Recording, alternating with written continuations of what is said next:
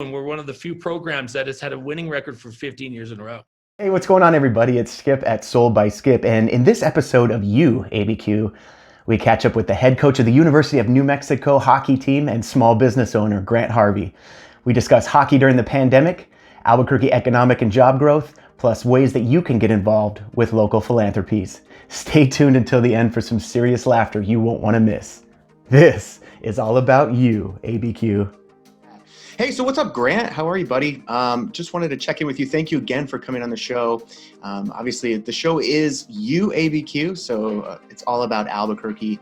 And as we teased in the opener, you are a local celebrity, a philanthropist, and the head coach of the University of New Mexico Lobos Hockey. Dude, welcome, man. Good to see you.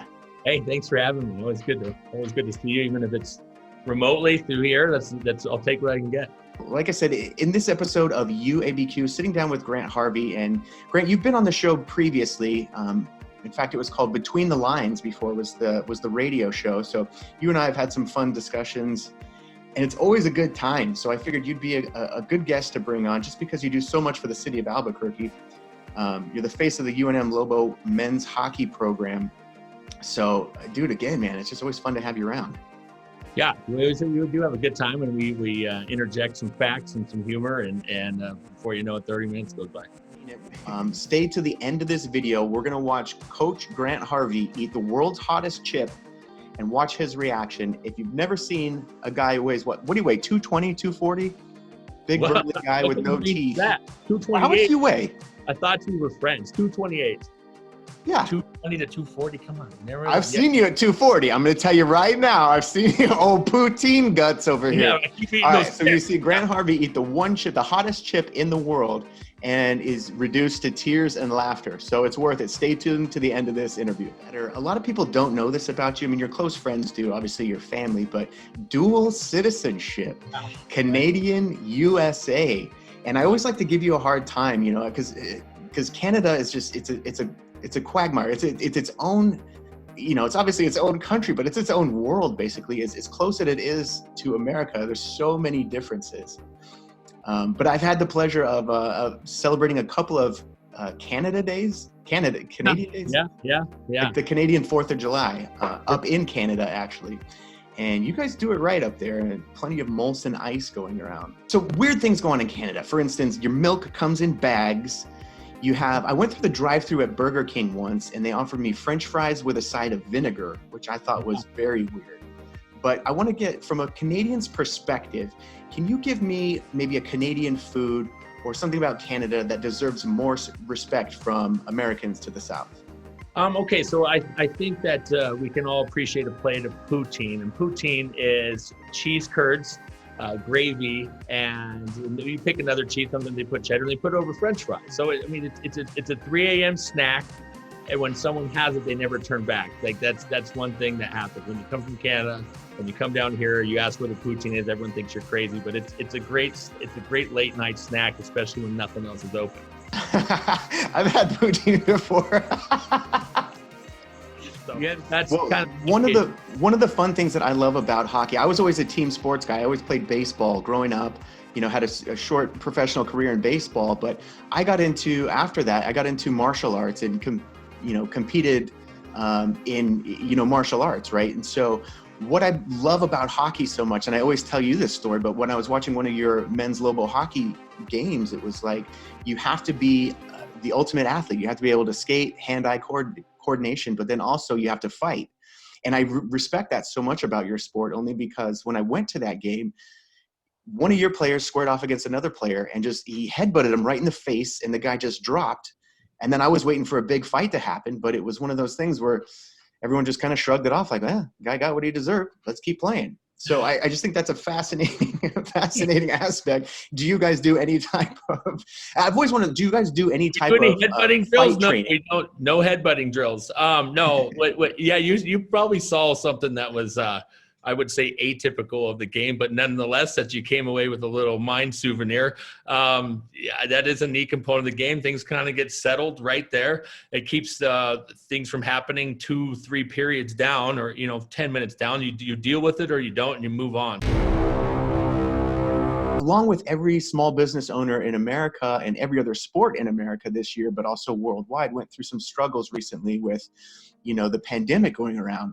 Sure. Talk about some of the struggles that you have faced and how you keep your team engaged, knowing that your entire season had been canceled this year. Yeah, so it's tough with athletes. They're used to working. They're chomping at the bit. They're yes sir guys, and when you have nothing for them to do, you always worry a little bit because they're workhorses. So workhorses with idle time can kind of get into trouble. So what we've been doing, we had a great turnout for our charity golf tournament. Raise some money. We were hoping to have a spring semester. That's still that's in jeopardy. We'll see how that goes according to the governor and my university. But what we've been doing is actually power skating practices, in which case we put the pucks away. There's no hitting. Every hockey player should be able to do figure skating like motion. So I know that takes away some of the allure of hockey and the punching and stuff, but my players are fantastic ice skaters first and foremost. Well, speak to this. So growing a competitive collegiate hockey program in a small market town like Albuquerque can be pretty challenging. What would you say have been some of your highlights and some of your lowlights being in charge of growing the program from basically ground up? We'll start with lowlights here. The budget's tough. We're a smaller market. The university gives us pennies on the dollar compared to the other programs. The other thing is we don't have very many scholarships to give out. So, you're trying to attract these kids. They love my program. They love me. And they say, hey man, I'm going to go with the place that's going to pay my tuition. And I don't blame them for that. That's one of the hardships we face. I'll say the pros about my program. We play in a rink that's been revitalized by millions of dollars. This man, Stan Hubbard, who owns a media conglomerate, poured a bunch of money into the rink, and we have one of the best ice rinks in the whole Southwest. The other thing is we have grassroots, if you will, type following. We sell out every game.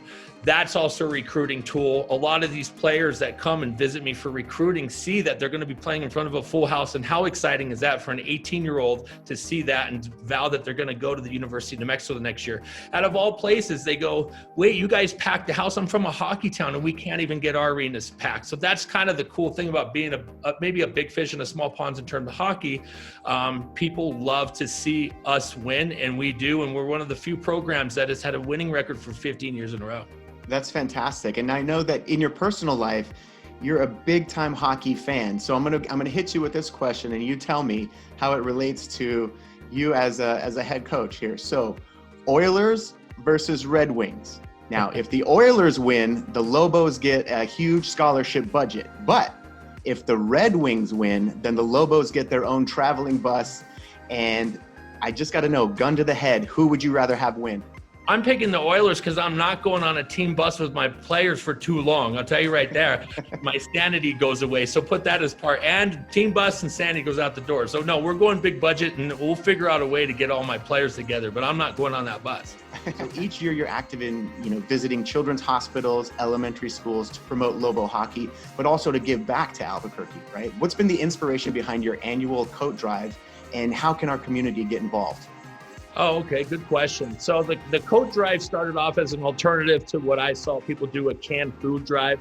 And I thought, okay, this goes out somewhere, but how specialized and how nice would it be for someone to get a brand new coat, a kid, an adult?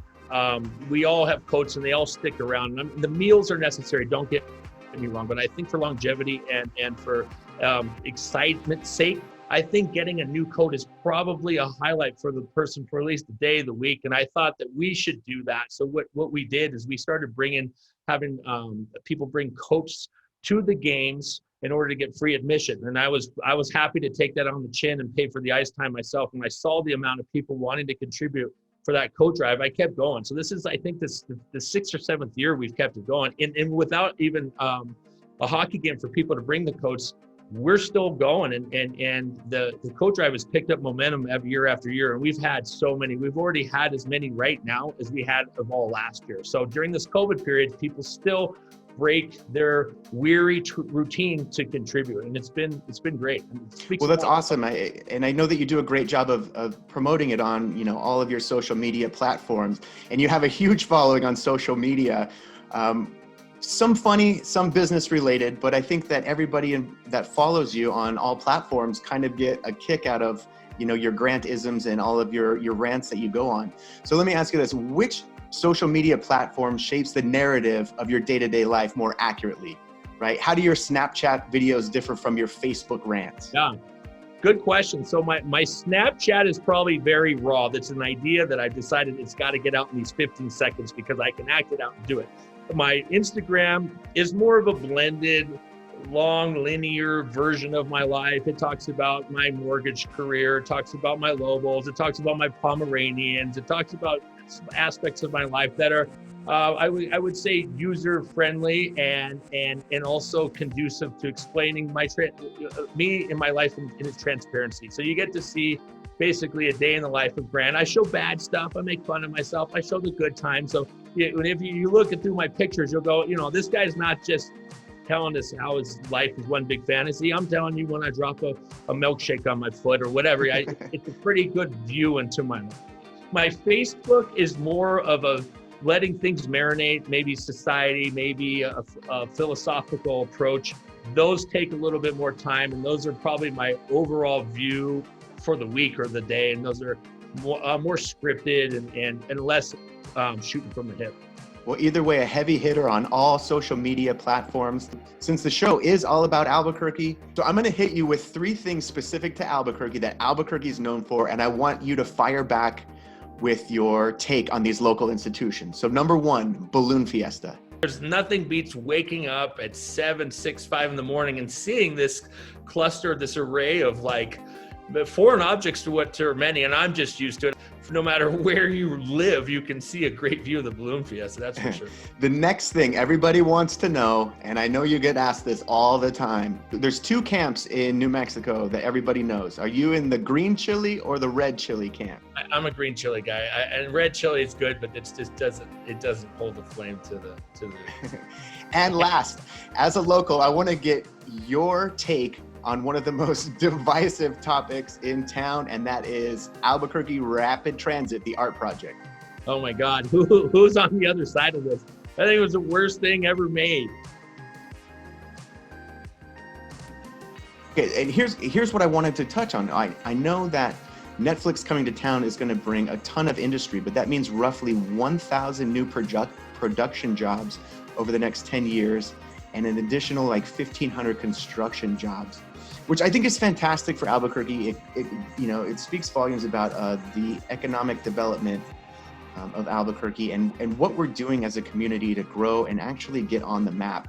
So I want to get your take as a small business owner, but also, a mortgage broker here in town.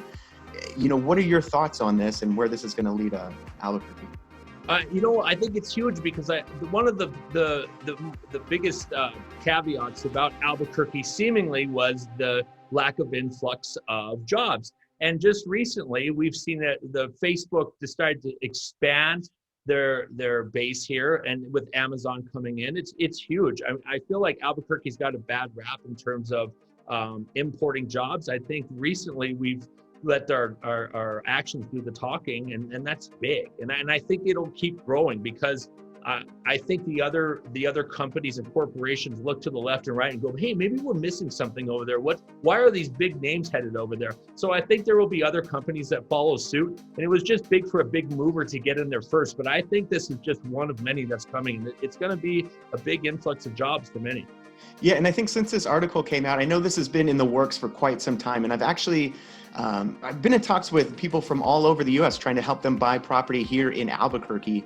And, it's just fascinating to see that, now you've seen in the news people leaving California in droves. And one of the stops people are undoubtedly making is into Albuquerque. So I'm excited for that. Again, hats off to the, economic development team for putting this deal together. And I think it's only going to go up from here for Albuquerque, both real estate, mortgage, and property value and everything else. As far as jobs going up, it's only going to be sunshine, I hope, moving forward. So in the comment section below, we're going to have links to all of Grant's philanthropies if you want to donate.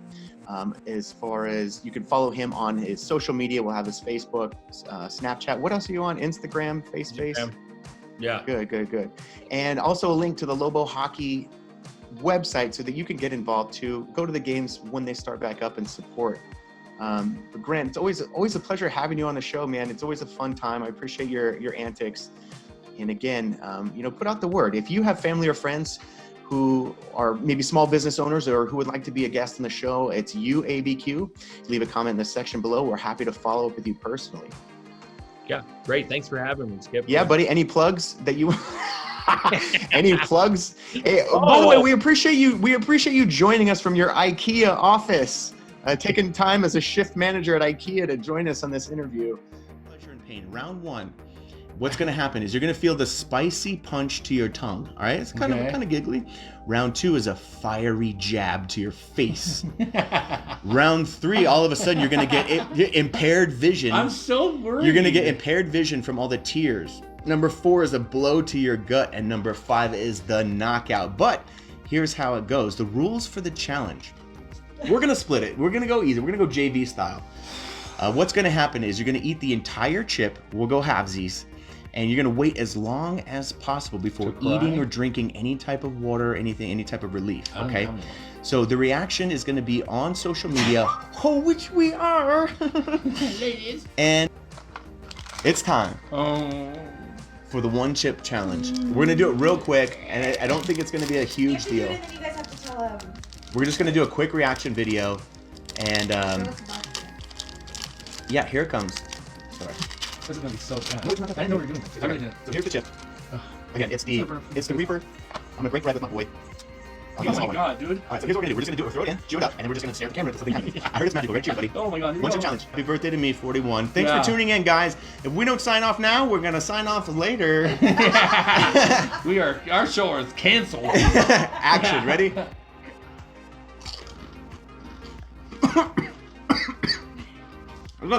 Dude, it does cause like a vapor. It's not that bad. Yeah, right. This is how I really feel. For $1 a day, you can get creatine. I feel like this guy. You can get enough creatine to support this guy. Dude, I am not $1 doing. a day. I am not doing okay. What do you mean? I gotta be honest, that's not that bad. Oh my god. It's not. I mean, I'm smiling because I don't want the viewers to get freaked out, but I am in bad shape, man. Can you see the tears? Ah, it's getting hotter. It's getting hotter, dude. It's getting hotter. Oh my god. Ah, holy smokes. I gotta be honest, dude. I don't see what the fuss is. Top of the hour. It's a one chip challenge. This is burning my tongue so bad. Yeah, dude, you're doing great. That's what we sign up to each other every day. It's so hot. Dude. It is so hot. It's hurting. Dude, this is really hot. This is so hot. It's like a Tom Green level. We're the stupidest thing for viewers. Okay. Let's be honest, dude. It's a hot chip. It's a one chip challenge. We took it down. Ain't nothing. Look at it. No water. We're gonna get by it. We did it. I actually feel like this.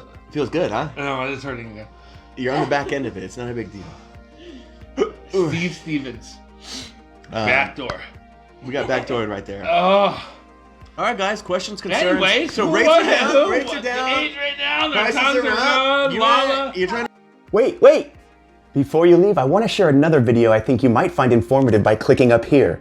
And lastly, friends, don't forget to subscribe here by clicking this link to stay up to date with future videos. As always, visit soldbyskip.com for a free list of homes priced to sell. Thanks for watching.